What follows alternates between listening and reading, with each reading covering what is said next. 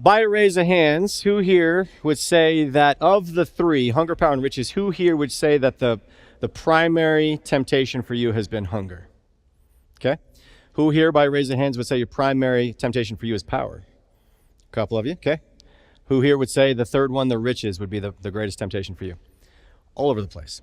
Okay, same question regarding the tactics. Who here, by a raise of hands, would say the number one tactic that works against you is questioning your calling? Okay. Who would say the second one, number one tactic used against you, is he waits till you're alone? Okay. Third one, how many would say that the number one tactic used against you is that he hits you in your weak spot? And the last one, that he uses lies that look like the truth. Anybody? Okay. So clearly, hands are going all up. I know that there's people watching online in other churches as well. There's a combination of temptations and tactics that are effective against us. And if you do the math, if you figure out all the combinations between the three temptations and the four tactics, if you figure out, okay, he's coming after me with the temptation of hunger, and he's going to wait for me to be alone. Or he's using the temptation of power, and he's going to wait for me to be alone. If you figure out all the combinations and do the math, which I did, it comes out to 5,040 different combinations that the enemy can use against you. That's a lot of different combinations, but that's only one temptation and one tactic at a time, if you do the math. But what if he comes after you with the temptation of hunger with two tactics? He questions your calling and he waits for you to be alone. What if he comes after you with the temptation of riches, but he uses three tactics? And there's a combination of multiple temptations or multiple tactics used at the same time. That's a lot of combinations to use against you. That's a lot of flaming arrows. And the enemy wants to do everything he can, shooting arrow after arrow after arrow after arrow after every single one of us, because his goal is to steal and kill and destroy. And here's the warning that I give to you tonight. When we fall for the lies, we fall apart in our lives. When we fall for the lies, we fall apart in our lives. When we take the bait, when we allow the tactics and the temptations to get in, when we believe the deceit from the father of lies, when we fall for the lies, we fall apart in our lives. In marksmanship, there's a term called frangible. Does anybody know what frangible means? Frangible. Here's the definition of frangible. It relates to bullets when they're fired out of a weapon. The definition of frangible is the characteristic of bullets that break apart into tiny pieces after they are fired.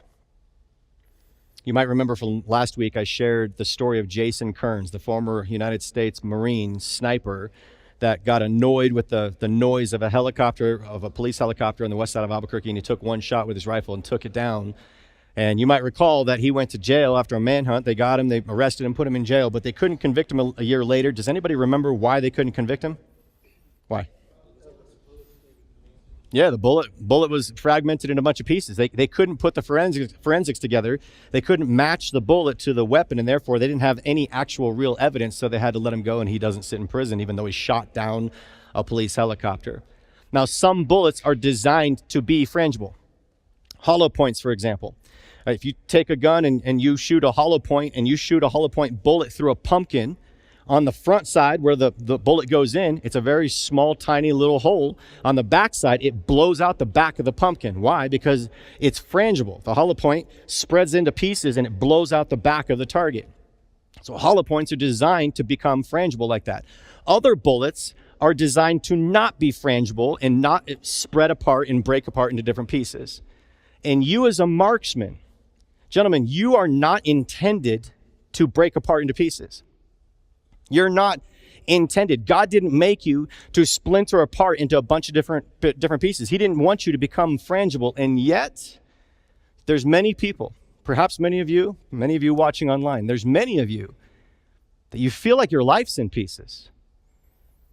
You feel like your marriage is falling apart. You feel like your passions are falling apart. Your career is falling apart. Some of you feel as though your faith has been falling apart.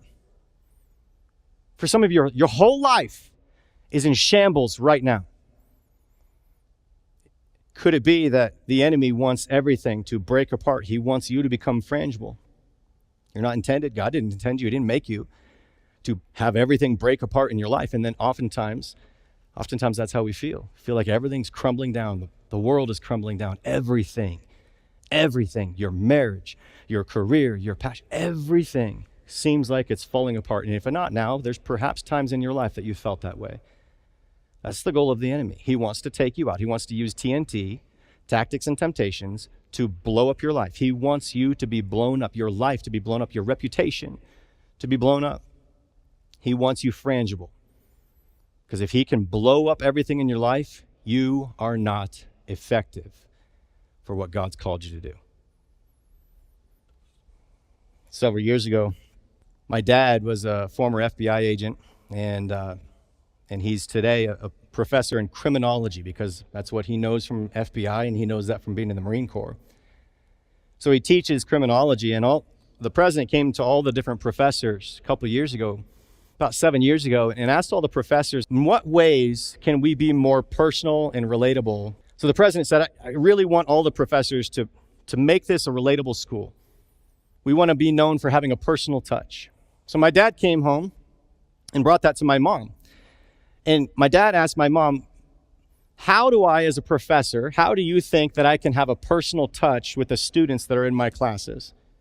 So my mom had an idea. And she said, well, when the kids were little, when I was little, and I have two older sisters, it's just my two older sisters and me, I'm the youngest of three. My mom said to my dad, when the kids were little, when they were in high school, when they were even in college, you used to go and cheer for them for their activities, their sports, which is true. My dad used to be my coach in Little League. He helped coach when I played basketball. In high school, he would be on the sidelines on the cross-country team and on the side of the track, and I'd be running on the track. And I remember my dad cheering for me louder than anybody else. He was louder than my actual real coach on the cross-country and the track team. When I was even competing in the collegiate level, my dad was there cheering for me when I was at the University of New Mexico. He would come to all of my races. He was my best coach that I ever had. He did the same thing for my two sisters as well. Whatever sports they were involved in, volleyball, cheerleading, softball, cross-country, and track for my sisters, he was there for all of it. So my mom says to my dad, why don't you go and find out what your students do with extracurricular activities, find out what sports and activities they're involved in, and go cheer for them just like you did for our kids. So my dad was like, oh, that's a good idea. So he does a little survey of his students, and he finds out which of his students are involved in baseball, softball, cross-country, swimming, whatever. And my dad starts going to all these different competitions of his students.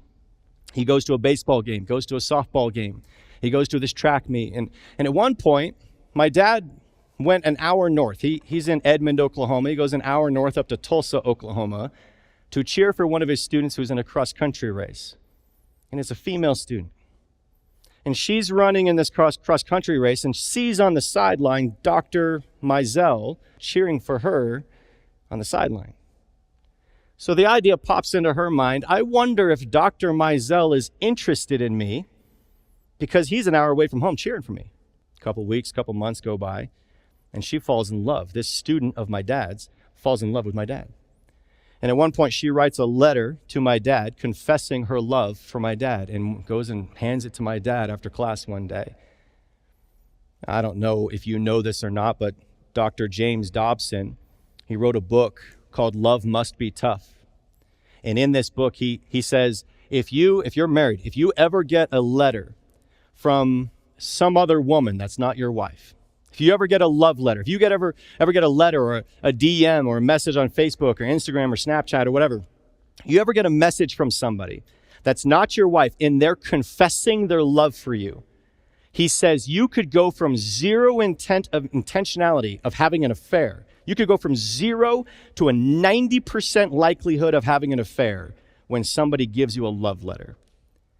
Dobson says there's two things. If you ever get a love letter from somebody that's not your spouse, if you're single, I guess it's a fair game. It's a love letter. But if you're married and somebody other than your spouse gives you a love letter, Dobson says there's two things you must do right away. Number one, you must tell your spouse. Take that letter, take that phone, take the iPad, whatever, take it and show it to your wife and say, hey, I just got this. I got to let you know. Second thing that you must do is that you and your wife must craft a message back to that woman, and you must say, we are never talking again. That's it. This is it. And then you have to close and block off communication and any sort of connection with that person. So tell your wife, and then with her, craft the response of being done with whoever this woman is. Now, this could be really complicated. What if the woman is a student of yours? What if the woman is a coworker of yours? What if the woman is your boss at whatever organization you work for? What if the woman is the wife of your best friend? Then what? You find a new best friend. Because you can't ever see that girl. You can't ever talk to that girl. You have one final communication saying, this is done. We're never having another conversation. It's got to be cold turkey because you're in a danger zone. You could go from 0 to 90% of likely having an affair, and you don't want to go down that path. My dad's student falls in love with my dad, brings him a love letter. He didn't know what Dobson said. He didn't know the two things to do. So he didn't tell my mom. And he winds up having more conversations with this student of his. He winds up getting lunch with this student. Winds up having coffee with this student. Winds up inviting her on a motorcycle ride. And one thing led to another. Shortly after this, my mom found the initial love letter that she had written to my dad. And she confronted my dad. She said, what is this? He confesses. At first he denied it, but then he confessed it. And he told my mom, I have made a terrible mistake. I will never go back to that woman again if you choose to take me back. So she took back my dad, and he cheated on her again. I finally am brought into the conversation. I'm living in San Diego at the time, and I get a plane ticket to fly from San Diego to Oklahoma City to go and fly out there and have a conversation with my dad. We had a heart-to-heart, father-son conversation on his back patio over breakfast. We had a heart-to-heart conversation multiple times, 5 different instances. We had heart-to-heart conversations. And every single time my dad said, Matt, I give you my word, I will not go back to this woman. I've learned my lesson. I've made a terrible mistake. This has been an epic mistake. But I give my word, I'm never going back. And I said, Dad, I know you've said that already. You've already said that to Mom multiple times. What makes this different? He said, I give you my word. My word is my bond. I said, well then, Dad, before I fly back to San Diego, I want you to look me in my eyes. I want you to shake my hand and give me your word that you will never go back to this woman. He looked me in my eyes, shook my hand, said, I give you my word. I will never go back to this woman. So got on the plane, flew back from Oklahoma City to San Diego, and before the plane landed in San Diego, my dad had already gone back to the woman. My dad and Mom got divorced. And a few months after the divorce, my dad went and proposed. They get married. And through all of that, through all the turmoil that I went through, that my family went through, my sisters went through, my sisters, they want nothing to do with my dad. My oldest sister, Mindy, she was a daddy's girl. She hasn't talked to my dad in 6 years. He shattered her heart. She doesn't trust him. The head of the household, the leader of our family. My sister won't even talk to him. My middle sister, Meg, she'll talk to him for Father's Day and birthdays. I'm the only one in the family that talks to my dad.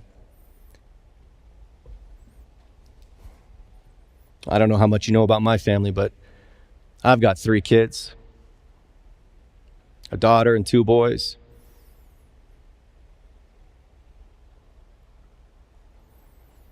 This is my daughter, Michaela.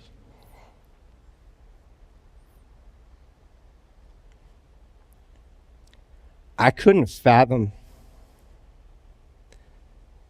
what it would be like if Michaela said she never wanted to speak to me again.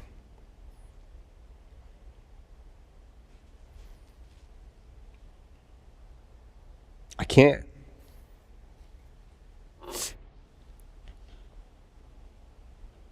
I can't even fathom that pain.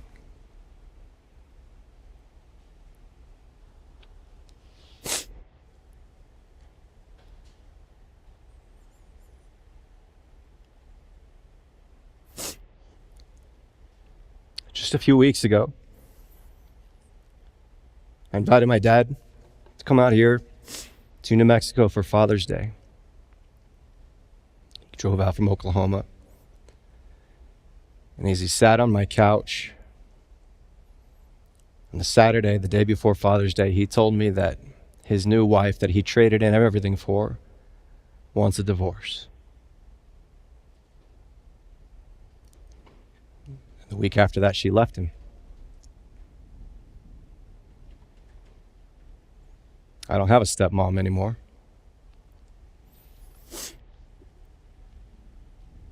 My dad gave up everything for the girl that broke up with him.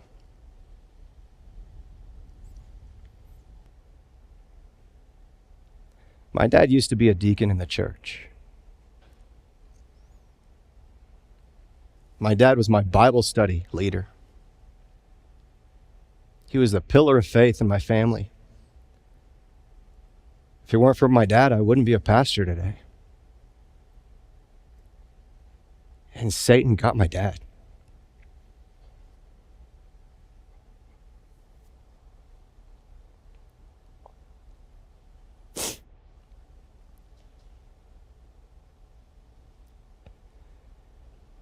If you can get my dad, he can get you. And he can get me. So we have to be darn sure that we are not falling for the TNT from the enemy that's going to blow up our lives.